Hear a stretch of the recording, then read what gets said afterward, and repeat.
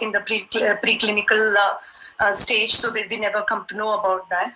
Unfortunately, the same thing happens with IVF as well. However, this is perceived painfully both by the couples going through the treatment and also the clinicians and specialists offering the treatment.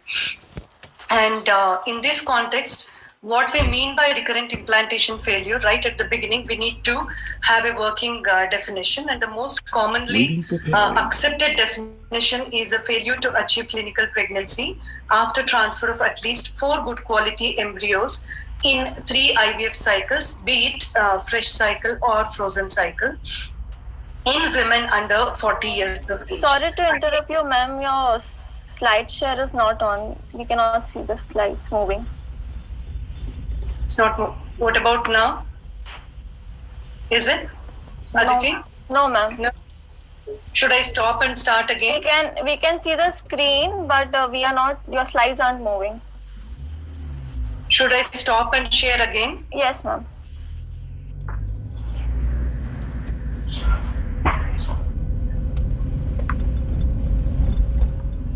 Can you see now? We can see your screen, ma'am. Just do the slide sharing. Yeah, we can see it now, ma'am. Yeah? You can see now? Yeah. So this was visible earlier. I just went through the definition of recurrent implantation failure, which is basically the most widely accepted definition is transfer of 4 good quality embryos in at least 3 IVF cycles, be it fresh or frozen, in women under 40 years of age. And the incidence is again variable depending on what is the definition, and it is considered to be around 15 to 25%. There's a whole host of investigations advised, as it is of diverse etiology, and one of them, as we can see here, is infection as well of the endometrium, and that's what we will be addressing now. So we'll look at what is chronic endometritis, how do we diagnose it. These have been actually dealt with, so I'll just brush through that.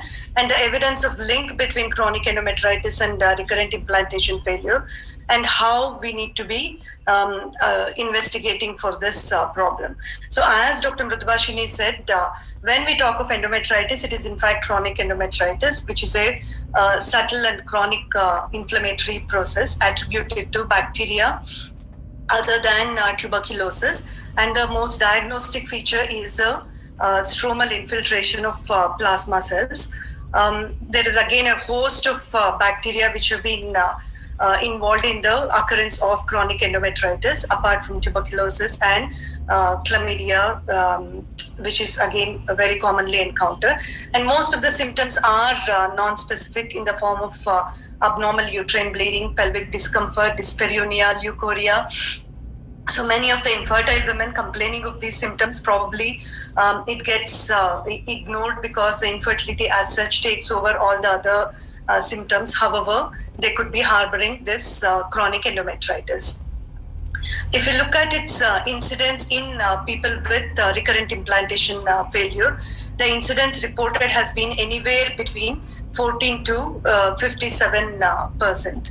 So it does seem to be very often associated with recurrent implantation failure. Again, as has been highlighted, the diagnosis is based on histopathology, immunohistochemistry, hysteroscopy, culture, and molecular diagnosis.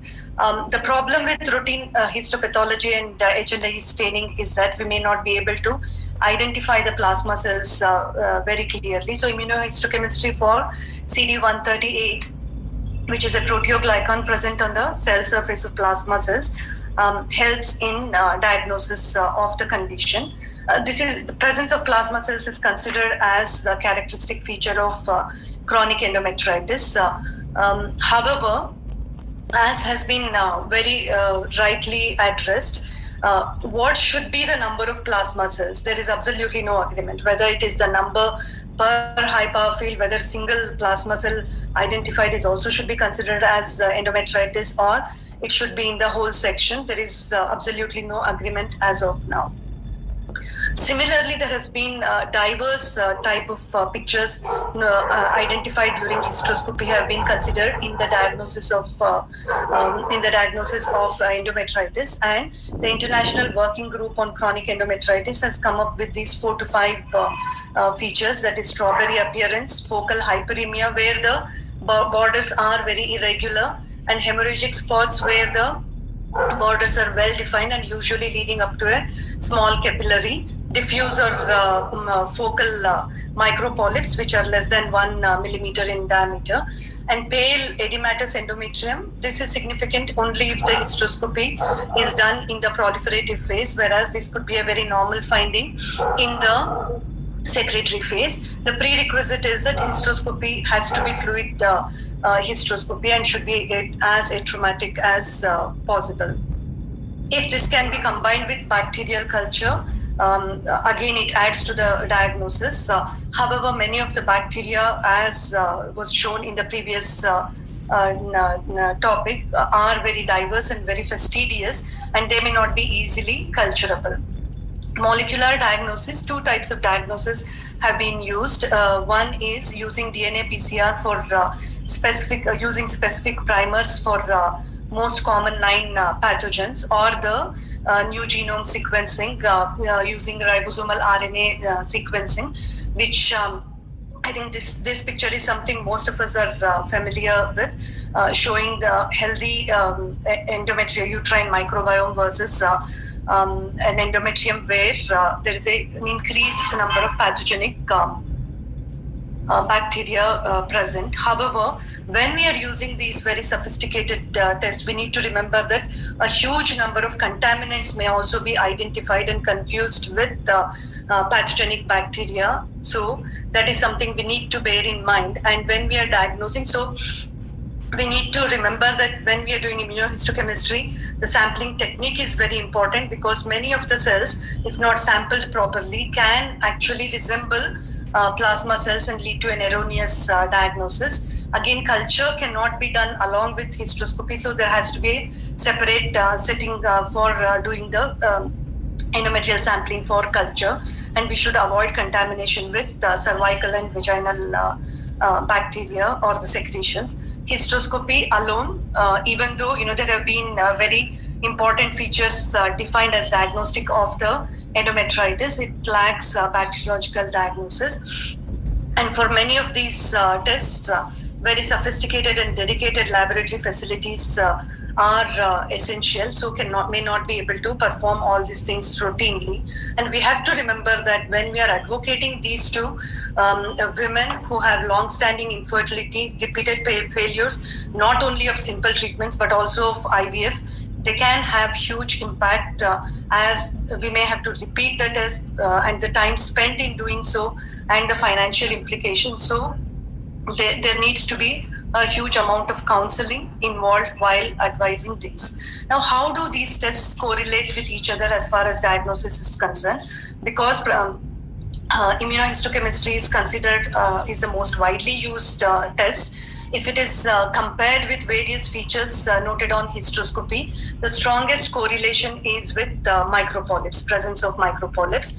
However, if more than 2 or more than 2 abnormal findings are noted on hysteroscopy, the correlation between immunohistochemistry and hysteroscopy further increases.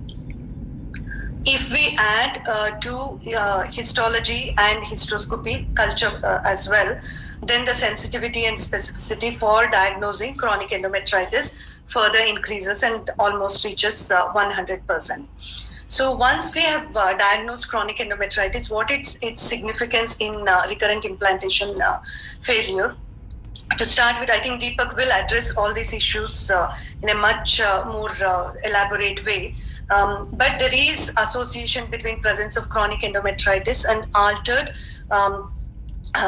expression of various molecules during the mid-luteal period, as seen in the form of altered prolactin and IGF-beta protein expression, and also very abnormal estrogen and progesterone receptor expression during the mid-luteal phase, indicating an altered decidualization. And also this is a study which looked at in women who have had failure of IVF after 2 good embryos being transferred, an endometrial biopsy was performed looking at the CD138 count. Subsequently, all these women underwent frozen embryo transfer with at least 1 good embryo. And what they did find was the pregnancy rate. Clinical pregnancy rate was significantly reduced when the density of plasma cells increased in the biopsy samples. So there is inverse correlation between the density of plasma cells and the occurrence of pregnancy in subsequent cycles.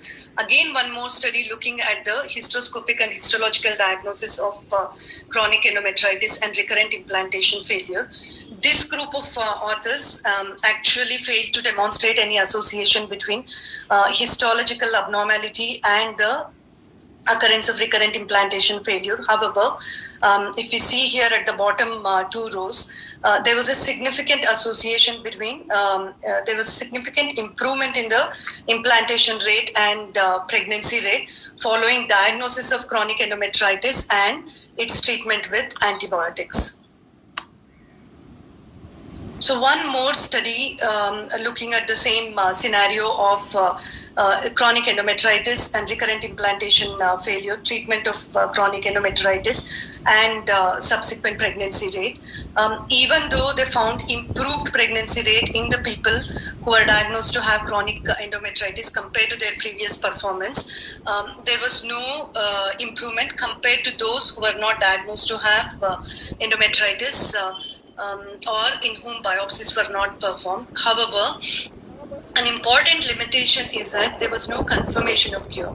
This highlights what Dr. Mridabhashini mentioned in her previous talk, in that, it's not just giving a single course of antibiotic which is going to solve the problem. In a fair percentage of them, the infection persists and they may require more than 1 course of antibiotics. So it is considered that as the authors did not look for cure by repeat biopsy, that could be one of the reasons why they could not elicit any improvement in the pregnancy rate.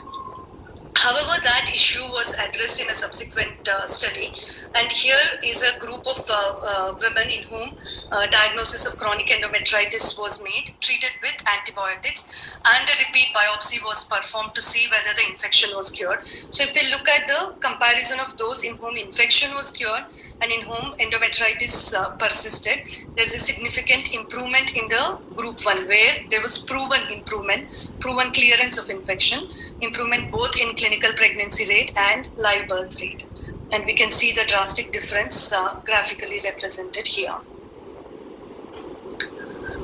Now, recently, 1.5 years ago, the first meta-analysis and systematic review came about this aspect, that is the correlation between chronic endometritis and recurrent implantation failure. So this addressed 2 issues: chronic endometritis versus those who never had chronic endometritis diagnosed, and chronic endometritis cured versus chronic endometritis persistent. So if you look at the group where chronic endometritis was cured versus persisted, there's a significant improvement after cure in clinical pregnancy rate, ongoing pregnancy rate, and implantation rate. At the initial assessment, the authors could not see any difference in the other group, where there was no diagnosis of endometritis versus diagnosis of endometritis. However, when they actually separated out the studies where cure was confirmed subsequently, again they noticed that compared to those who never had endometritis, following treatment of endometritis, that subgroup of women did achieve a significantly better pregnancy rate. So it is very important that we are very well versed with the treatment of chronic endometritis in the context of recurrent implantation failure. If culture is done and gram-negative bacteria are noted, it's ciproflox 500 milligram twice a day for 10 days. And if it's gram-positive, amoxiclav at a higher dose of 1.25 gram twice a day for 8 days. And if mycoplasma, ureaplasma, or chlamydia were noted, minocycline or macrolides for up to 12 days. If culture did not yield any growth, but plasma cells were noted on immunohistochemistry or hysteroscopic findings are diagnostic, or if culture came back negative in that scenario, or if culture was never done at all, then ceftriaxone intramuscular single dose followed by a combination of doxycycline and metronidazole for 14 days. What is very important, all these studies do highlight that the test which was used to diagnose the condition should be repeated to confirm cure, and only then further IVF should be started. And many of them may require repeated courses of antibiotics before the cure is achieved. There's only one conference paper which actually looked at the suggested course of antibiotics versus longer duration, that is 15 days to 21 days. And they do, that study does show that there is a reduction in the number of repetitions if longer courses are given. So what future may hold for us is, obviously there is a lot of work happening as to how to make the diagnosis, and then in addition to antibiotics, whether we may have to think of probiotics, prebiotics, and even microbial transplants. These are all being experimentally tried, and it would be interesting to see where it leads to. Now, coming to tubercular endometritis, even the group, one of the French groups has done humongous amount of work on chronic endometritis, and they acknowledge that when we talk of chronic endometritis, it is indeed tubercular endometritis we need to first think of. However, in many of the countries, Western countries, where they have very low incidence of tuberculosis, looking for tuberculosis doesn't seem to be a very valid approach. So they do say that in high density countries, high burden countries, this is something which we need to think of right at the beginning. Now, how do we, if we have to diagnose tuberculosis, tubercular endometritis, we have the national guidelines in the form of index TB guidelines, and we need to go according to this. There can be three types of diagnosis. One is presumptive diagnosis, second is bacteriological diagnosis, and clinical diagnosis. Presumptive diagnosis is basically any woman who has infertility, and especially if it's long-standing or associated with certain features of tuberculosis, pulmonary tuberculosis, or those who've had ectopic pregnancy, basically meaning to have a high index of suspicion, but this is not sufficient enough to start treating these women. This can be supported with clinical diagnosis. Clinical diagnosis includes radiological diagnosis, endoscopic diagnosis, immunological diagnosis, and more recently even abnormal ovarian reserve markers can also be included in suggested clinical diagnostic spectrum. However, bacteriological diagnosis through conventional modes of smear, histopathology, and culture do require relatively high bacterial load, and genital tuberculosis is a possibacillary condition and very often missed when we try to evaluate through the conventional modalities. And again, molecular diagnostics play a major role in the diagnosis of female genital tuberculosis, particularly DNA PCR, as RNA PCR is equally effective, but it has to be an in-house laboratory, and hence most often we rely on DNA PCR. There are very different platforms available for DNA PCR utilization, that is GeneXpert or indigenous TrueNat or various single probe DNA PCR probes are available. However, again, the